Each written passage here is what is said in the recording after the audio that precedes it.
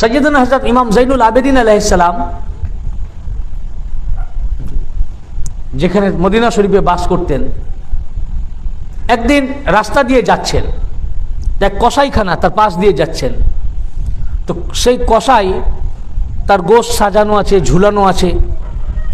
তো যখন ইমাম জাইনুল আবেদিন আলাইহিস সালামকে দূর থেকে আসতে দেখলেন, ওনাকে দেখে সঙ্গে সঙ্গে শাটার নামিয়ে দিল, ঝাঁপি নামিয়ে দিল।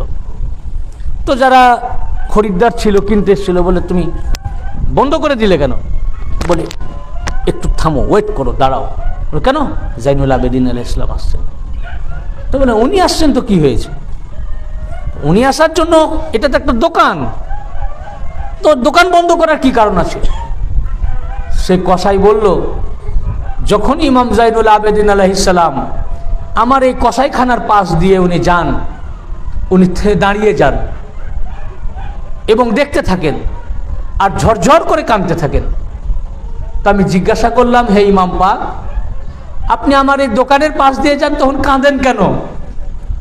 তখন উনি বললেন, আমি কাঁদবো না।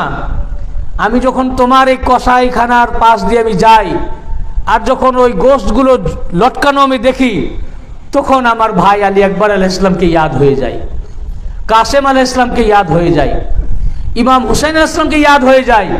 এইরকম ভাবে ওনাদের জিসমে আতাহার ছিন্ন ভিন্ন হয়ে কারবালার মাঠে পড়েছিল, উনাদেরকে স্মরণ হয়ে যায় এই দেখে। এই জন্য আমি ঝাঁপি নামিয়ে দিই, যাতে এটা ইমাম পাক না দেখতে পান।